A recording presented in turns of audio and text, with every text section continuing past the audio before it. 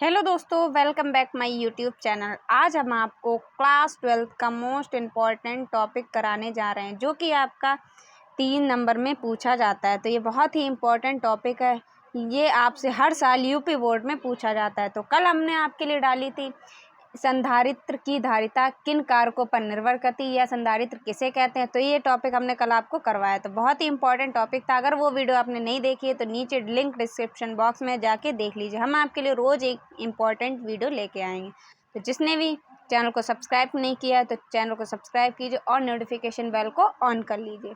तो आज का टॉपिक है हमारा फैराडे का नियम, फैराडे के नियम। ठीक है, इन्होंने निम्न 2 नियम दिए। कितने नियम दिए? फैराडे ने निम्न 2 नियम प्रस्तुत किए। प्रथम नियम, तो ये बहुत ही इंपॉर्टेंट टॉपिक है, इसको तैयार कीजिए, आपके 3 नंबर पक्के हो जाएंगे। और कल भी बहुत इंपॉर्टेंट टॉपिक था, 3 नंबर का वो भी क्वेश्चन था और एक आपको इंपॉर्टेंट उसमें करवाया था।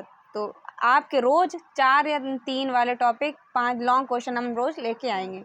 उसमें सारे ही इंपॉर्टेंट टॉपिक होंगे, कोई भी ऐसा क्वेश्चन नहीं होगा जो यूपी बोर्ड में नहीं आया हो। हर साल पूछे जाते हैं ये सब क्वेश्चन। ठीक है, तो प्रथम नियम हेडिंग डाल के और इस नियम को स्टार्ट कर दो। तो E is equal to minus delta phi upon delta t. ठीक है, तो इसको नियम पढ़ते हैं। इस नियम के अनुसार किसी कुंडली के चुंबकीय फ्लक्स में परिवर्तन की ऋणात्मक दर उसके विद्युत वाहक बल के बराबर होती है। तो इसको आप इससे मत पढ़िए, आप इस फॉर्मूले से इसको देखिए। ठीक है, तो किसी कुंडली के चुंबकीय फ्लक्स में परिवर्तन की ऋणात्मक दर उसके विद्युत वाहक बल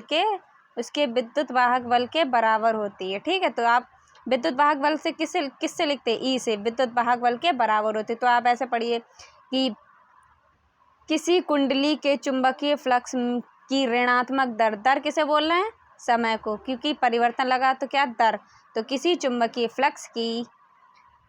कुंडली के चुंबकीय फ्लक्स में परिवर्तन की ऋणात्मक दर उसके विद्युत वाहक बल के बराबर होती है। तो ये था अपना इम्पोर्टेंट नियम। और इसके तो यदि कुंडली में n फेरे हों तो क्या हो जाएगा इसका formula? E is equal to minus का n delta phi upon delta t. ठीक है, तो ये आपका फॉर्मूला हो जाएगा अगर फेरे n हो। ठीक है, ये था अपना प्रथम नियम। उसके बाद हेडिंग पड़ेगी आपका द्वितीय नियम या लेंज का नियम। कभी कभी आपसे ये एक खाली यही पूछ लिया जाए कि फैराडे का द्वितीय नियम लिखिए, या आपसे पूछ लिया जाएगा लेंज का नियम लिखिए। तो ये 2 या 1 नंबर में आपसे ऐसे पूछ सकता है, वरना तो आपसे लॉन्ग में ये 3 नंबर में पूछा जाए कि फैराडे के नियम लिखिए।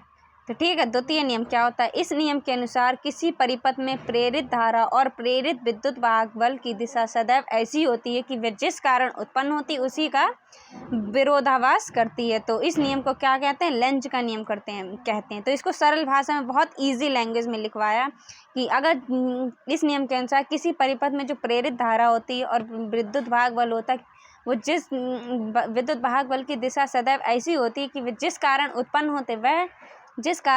होते उसी का विरोध करते हैं। तो ये है अपना लेंज का नियम। ठीक है, तो इसको आप याद करिए और हमारे साथ बोलिए कि वह किसी परिपथ में प्रेरित धारा और प्रेरित विद्युत वाहक बल की दिशा सदैव ऐसी होती है कि वह जिस कारण उत्पन्न होते हैं उसी का विरोध करते हैं, उसे ही लेंज का नियम कहते हैं। तो ये बहुत ही ईजी लैंग्वेज में लिखवाया गया है। तो ये थे फैराडे के नियम। ज़्यादा लॉन्ग भी नहीं लिखवाया, आपको ईजिली याद हो जाएगा, सिर्फ एक बार पढ़ने थे। ठीक है, फिर उसके बाद एक हेडिंग है, ये पूछ लिया जाता है कि विद्युत चुंबकीय प्रेरणा। इंपॉर्टेंट है ये, हमने आपके लिए इंपॉर्टेंट वीडियो भी डाली है जिसमें सारे ही इंपॉर्टेंट क्वेश्चन है। 3 वीडियो बनाई हैं जिसमें एक हमने आपकी सारी परिभाषाएं करी हैं, जिसमें 50 परिभाषाएं आपकी निकली हैं इंपॉर्टेंट। उसके बाद 10 महत्वपूर्ण नियम निकले हैं। उसके बाद 20 आपके डेरिवेशन लॉन्ग क्वेश्चन निकले हैं। टोटल आपके 80+ क्वेश्चन। अगर आपने वो वीडियो नहीं देखी है तो प्लीज़ जाके लिंक डिस्क्रिप्शन में देख लीजिए। वो 80 क्वेश्चन अगर आप पढ़ लें तो आपके 50 मार्क्स कंप्लीट हो जाते हैं। बाकी आपका न्यूमेरिकल्स का खेल है, न्यूमेरिकल्स हम आपके लिए इम्पोर्टेंट लेके आएंगे। ठीक है, तो ये विद्युत चुंबकीय प्रेरण, जब किसी कुंडली में धारा के मान में परिवर्तन करते हैं तो उसमें एक विद्युत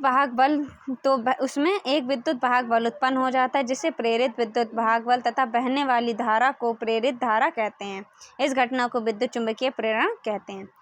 जब किसी कुंडली में धारा के मान में परिवर्तन करते हैं ना, तो इसमें एक विद्युत वाहक बल उत्पन्न हो जाता है, जिसे प्रेरित विद्युत वाहक बल तथा बहने वाली धारा को ही प्रेरित धारा और इस घटना को विद्युत चुम्बकीय प्रेरण कहते हैं। तो ये थे आज के हमारे इम्पोर्टेंट टॉपिक। अगर आपके ये बाई चांस फिलहाल ये इम्पोर्टेंट अगर आपसे ये पूछ लिया जाता है तो 2 नंबर का ये भी पूछ लिया जाता है कि विद्युत चुम्बकीय प्रेरण किसे कहते हैं। तो ये 2 नंबर में आपसे पूछ लिया जाता है। अगर ये दोनों आपके क्वेश्चन फंस गए तो आपसे इस वीडियो से 5 नंबर पक्के हो जाएंगे। हम आपके लिए रोज़ ऐसे ही इम्पोर्टेंट टॉपिक के साथ मिलते रहेंगे। तो अगर वीडियो पर नए हैं तो प्लीज़ चैनल को सब्सक्राइब कीजिए और वीडियो को लाइक ज़रूर से ज़रूर कीजिएगा। तो अगर आपको किसी भी टॉपिक पर वीडियो चाहिए तो कमेंट बॉक्स में लिखिए। हम मिलते हैं आपसे अगली वीडियो में, तब तक के लिए जय हिंद।